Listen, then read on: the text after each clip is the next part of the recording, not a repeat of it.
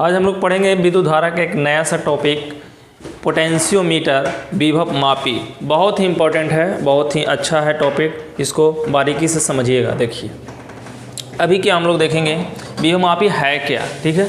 तो देखिए अगर कोई पूछ दे पोटेंशियोमीटर क्या है, विभव मापी क्या है, तो पहले डेफिनेशन लिखेंगे, क्योंकि बिना डेफिनेशन के समझ में नहीं कुछ आते हैं। देखिए तो पहले मैं डेफिनेशन लिखा देता हूँ, उसके बाद इसको बारीकी से समझाऊंगा। देखिए विभव मापी, विभव एक ऐसा विद्युतीय उपकरण है या विद्युतीय यंत्र है जिसके द्वारा किसी सेल के विद्युतवाहक बल अथवा किसी विद्युत परिपथ के दो बिंदुओं के बीच की विभवांतर की माप की जाती है, ठीक है। चूँकि इसके द्वारा किसी अज्ञात विभवांतर का मान ज्ञात किया जाता है, इसलिए इसे विभव मापी कहते हैं। फिर से समझे, नहीं समझ में आता है तो देखिए, पोटेंशियोमीटर यानी विभव मापी एक ऐसा विद्युतीय यंत्र है, एक ऐसा विद्युतीय यंत्र है जिसके द्वारा किसी सेल के, सेल समझते हैं ना, जैसे इस तरह से क्या है, एक सेल है, किसी सेल के विद्युत वाहक बल E अथवा किसी विद्युत परिपथ मतलब परिपथ करने का मतलब इस तरह से अगर कुछ जोड़ दिया जाए इस तरह से, तो ये क्या विद्युत परिपथ के रूप लेगा। तो यह अथवा विद्युत परिपथ के दो बिंदु के बीच विभवांतर, तो विद्युत परिपथ के दो बिंदु के बीच के विभवांतर की माप की जाती है। चूँकि इसके द्वारा किसी अज्ञात विभवांतर का मान ज्ञात किया जाता है, इसलिए इसे विभव मापी कहते हैं। तो एग्जाम के लिए इतना तक आप लिख सकते हैं। थोड़ा सा और इसका उपयोग किया है। देखिए यहाँ पर मैंने क्या क्या निकाला, विद्युत वाहक बल निकाल सकते हैं, विद्युत वाहक बल निकाल सकते हैं, किसी यहाँ पर क्या है अज्ञात विभवांतर का माप करते हैं, ठीक है, विभवांतर या अज्ञात विभवांतर की माप किया जाता है। फिर क्या है, परिपथ में प्रवाहित धारा का माप किया जाता है, मैंने लिखा ना, विभवांतर के अतिरिक्त इसकी सहायता से परिपथ में प्रवाहित धारा या उसके किसी भाग के प्रतिरोध का मापन किया जाता है, ठीक है। यानी कहने के मतलब विभव मापी से हम लोग क्या क्या कर सकते हैं, तो विभव मापी से विद्युत वाहक बल निकाल सकते हैं, या किसी भी सर्किट में किसी भी परिपथ में क्या है उसका माने परिपथ के दो बिंदु के बीच विभवांतर की माप की जाती है ना, दो बिंदु के बीच विभवांतर की माप की जाती है। यानी कहने का इसके द्वारा अज्ञात विभवांतर का मान ज्ञात किया जाता है, इसलिए इसे विभव मापी कहते हैं। माने विभव मापी नाम है विभव मापी, यानी विभव को मापेगा, विभव के मापने वाले को क्या कहते हैं, एक लाइन में कहें तो विभव मापी कहते हैं। लेकिन सिर्फ विभव मापी में विभव ही नहीं मापा जाता, और भी मापा जाता है। मैंने लिखा है विभवांतर के अतिरिक्त इसकी सहायता से परिपथ में प्रवाहित धारा या उसके किसी भाग के प्रतिरोध का मापन भी किया जाता है, ठीक है। तो ये तो हुआ आपका विभव मापी। अब इसके विस्तार से हम लोग अभी पढ़ेंगे कि विभव मापी का कैसा फिगर होता है, कैसे क्या होता है। देखिए विभव मापी का रियल में इस तरह से होता है। देखिए इस तरह से, जैसे हम लोग पढ़े थे इससे पहले मीटर ब्रिज, तो मीटर ब्रिज में 1 मीटर का तार लेते थे, लेकिन इसमें 1 मीटर नहीं 10 मीटर का तार लेते हैं। जैसे 1 meter, 2 meter, 3 meter, 4 meter, 5 meter, 6, 7, 8, 9, 10। तो इस तरह से 10 मीटर का यहाँ पर हम लोग तार लेते हैं, ये A पॉइंट, ये B पॉइंट। लेकिन आप चाहें तो ये 10, जैसे देखिए पोटेंशियोमीटर में क्या होता है, दो परिपथ होता है, दो परिपथ होते हैं, इसके दो परिपथ होते हैं, ठीक है। दो परिपथ में पहला परिपथ एक होता है प्राथमिक, एक होता है द्वितीयक, ठीक है। तो प्राथमिक और द्वितीयक, तो देखिए अभी इसको हम क्या चाहते हैं कि जो 10 मीटर का तार है उसको हम लोग खोल देते, ओपन कर देते हैं। तो ओपन कर देंगे तो ये मान लीजिए कि A पॉइंट और ये B पॉइंट, ये आपका एक 10 मीटर का क्या है तार है, ठीक है। तो 10 मीटर का ये तार है। अब देखिए इसमें एक क्या लगाते हैं, सेल लगाते हैं। ये इसकी EMF जो है विद्युत वाहक बल EP है, प्राथमिक है। E क्या है, RH रेजिस्टर, जिसको हम लोग कहते हैं वेरिएबल प्रतिरोध है। इसको आप अपने इच्छानुसार इधर उधर कर सकते हैं। E क्या है, कुंजी है, क्या है की है। अभी क्या है, इसको इस तरह से जोड़ देंगे, इस तरह से क्या है जैसे कहने का मतलब इस तरह से अगर है तो ये ओपन है, अब इस तरह से पॉइंट लगा दिए तो क्या हो गया, क्लोज हो गया। तो यहाँ पर क्या है, क्लोज है, बंद है। तो इस सर्किट में क्या हो गया, अब करंट की प्रवाह होगी इस तरह से, ठीक है। तो इस सर्किट को हम लोग बोलते हैं प्राथमिक सर्किट यानी प्राइमरी सर्किट या प्राथमिक परिपथ, ठीक है। तो ये प्राथमिक परिपथ हो गया। अब क्या करते हैं, इसमें एक सेल लगाते हैं, एक और सेल लगाते हैं, ठीक है। तो ये एक और सेल लगाते हैं, इस सेल जो है एक सेल लगाते हैं। तो एक सेल में क्या करते हैं, एक गैल्वेनोमीटर लगाते हैं, गैल्वेनोमीटर लगाते हैं।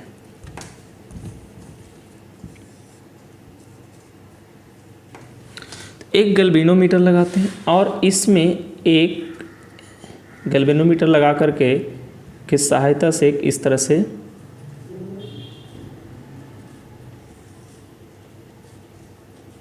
ये आगे पीछे करने की सेटिंग करने के लिए इसको हम लोग इसे एक तरह से सिंपल भाषा में समझे टोका, यानी यहाँ सटाएंगे, यहाँ सटाएंगे, इस तरह सटाएंगे। तो देखिए ये क्या है, ये धारा नियंत्रक है, गैल्वेनोमीटर है। तो देखिए जैसे ही अब देखिए दो सर्किट हो गया, तो इस सर्किट में तो करंट प्रवाह कर रहा था, तो इस सर्किट में करंट प्रवाह, तो ये दोनों पॉइंट के बीच कुछ विभवांतर होगा। तो इस दोनों पॉइंट के बीच कुछ भी तो विभवांतर होगा, तो विभवांतर कुछ होगा मान लेते हैं। अब इस पॉइंट को मैं यहाँ सटाऊँ तो पता चलेगा, यहाँ सटाऊँ तो इस तरह से इसमें जैसे ये जो गैल्वेनोमीटर उसमें कांटा लगा हुआ रहता है ना, तो यहाँ पर इस तरह से एक बार हो सकता है। फिर अगर इस यहाँ पर सटाओगे तो इस तरह से इसकी धारा नियंत्रक की कांटा इधर या इधर इस तरह से क्या होगा, उसका विक्षेपण होगा इस साइड इस तरह से, ठीक है। लेकिन अब कोई इस तरह से यहाँ पर लगा दो, तो यहाँ पर से लगा दोगे तो इसका विक्षेपण रुक जाएगा, यानी इसमें करंट रुक जाते हैं। तो इसमें करंट रुक जाते हैं यानी I0 हो जाते हैं, ठीक है। तो इस केस में ये जो यहाँ पर स्टॉप हो गया, यानी कहने का मतलब हुआ कि ये जो यहाँ पर स्टॉप हुआ, तो स्टॉप होने का मतलब है कि इस सेल इसके लिए अब कोई काम नहीं करे, यानी इसमें क्या होगा, करंट प्रवाहित नहीं होगा। इस सर्किट में प्रवाहित होगा, ये प्राथमिक परिपथ कहलाएगा और ये क्या कहलाएगा, आपका द्वितीयक परिपथ कहलाएगा, द्वितीयक परिपथ कहलाएगा, ठीक है। तो अब देखिए इसके विस्तार से जानकारी के लिए हम लोग क्या करेंगे, देखिए ये प्राइमरी हो गया। अब देखिए यही था, अब इसको दूसरे ढंग से अगर जोड़ा जाता तो दूसरे ढंग से ऐसे भी जोड़ सकते थे, देखिए ऐसे,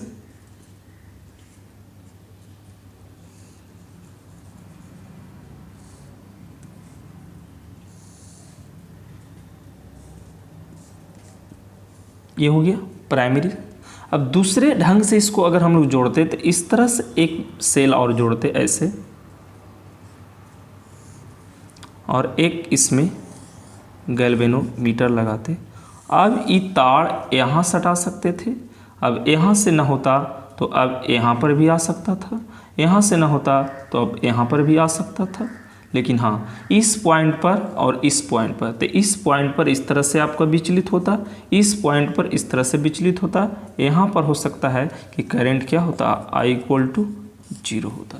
तो ये एक तरह से पोटेंशियोमीटर का प्राथमिक सेल के कार्य करेंगे हम लोग। इसमें अब दो सेल हम लोग जोड़ते हैं, तो देखिए यहाँ पर थोड़ा सा और समझते हैं, थोड़ा सा क्या समझते हैं। ये दो सर्किट है, प्राइमरी और द्वितीय। तो प्राइमरी और द्वितीय जो सर्किट है, तो उसमें प्राइमरी भाग को कभी कभी क्या लिख दिया जाता है कि इसमें कितना होता है। तो देखिए इसमें दो दिमाग में रखना है, ये तो आपको इस तरह से देखिए जोड़ने की कोई ज़रूरत नहीं है, आप यहाँ तक भी समझ सकते हैं कि क्या है। इस तरह से एक जैसे ये वाला न भी जोड़े पार्ट, तो इसको अगर सिंपल भाषा में पूछे कि पोटेंशियोमीटर क्या है, तो आप इतना तक फिगर बना के छोड़ सकते हैं, ठीक है। इस पार्ट को लिखने की कोई ज़रूरत भी नहीं है तत्काल। ये आपका क्या हो गया, आपका प्राथमिक परिपथ हो गया, ये पोटेंशियोमीटर का आपका फिगर बन गया, ठीक है। अब इसी में क्वेश्चन दूसरे ढंग से पूछेगा, तब क्या करेंगे, ठीक है। देखिए इससे पहले हम लोग पढ़े कि विभव मापी क्या है विस्तार से। अब देखिए क्वेश्चन कैसे पूछता है एग्जाम में, क्वेश्चन ऐसे बना के पूछेगा। क्वेश्चन कहेगा विभव मापी द्वारा दो सेल के विद्युतवाहक बलों की तुलना करें, दो सेल के विद्युतवाहक बलों की तुलना करें। देखिए एक इस तरह से तो प्राथमिक जो है परिपथ इस तरह से, अब इसमें दो सेल लेंगे। अब देखिए इस तरह से हम लोग इसको पहले हम लिखे हैं, देखिए दो सेलों के विद्युत वाहक बलों की तुलना करने के लिए एक विशेष प्रकार के विभवमापी का व्यवहार किया जाता है। इस तरह से है। इसमें एक लकड़ी का एक तख्ते पर कांस्टेंटन अथवा मैग्नीन का 10 मीटर लंबा तार लिया जाता है। ये कांस्टेंटन और मैग्नीन मैंने जैसे देखो जनरली हम लोग कॉपर का लेते हैं, लेकिन कॉपर से क्या है ज़्यादा ही इसका क्या होता है रेसिस्टिविटी होता है, इसलिए इसको लिया जाता है। कॉपर से ज़्यादा रेसिस्टिविटी मैग्नीन और कांस्टेंटन का होता है, ठीक है, लिया जाता है, जिसके दोनों सिरों ए और बी पर 2 पेच लगे होते हैं। ए और बी पर 2 पेच हैं यहाँ और यहाँ 2 पेच लगे होते हैं, जिस पर एक चौकी जे की सहायता से शून्य बेक्षेप स्थिति नोट की जाती है। इसमें एक धारा नियंत्रक RH लगा होता है। एक धारा नियंत्रक ये क्या है RH लगा होता है, ठीक है। अब देखिए इसमें अब मान लेंगे और भी कि माना कि 2 गो सेल है, उसके विद्युत वाहक बल E1 तथा E2 है। जैसे देखिए यहाँ पर 2 सेल मान लेते हैं, जैसे एक तरह से सेल है, एक सेल और लेते हैं, 2 सेल। अभी दोनों को इस तरह से कनेक्ट कर देते हैं, ठीक है, इस तरह से देखिए। तो इस तरह से जो कनेक्ट करेंगे हम लोग, तो देखिए यहाँ पर एक पॉइंट इस तरह से रहता है, ठीक है, और इसमें एक गैल्वेनोमीटर रहता है।